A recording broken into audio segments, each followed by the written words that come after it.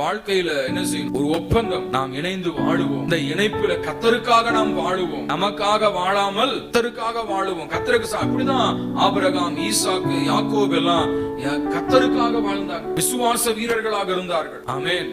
இன்றைக்கு என்ன? எல்லா காலங்கள் மாறி சுகபோகமாக வாழுவோம், ஆடம்பரமாக வாழுவோம், மனம் போன போக்குல வாழுவோம்.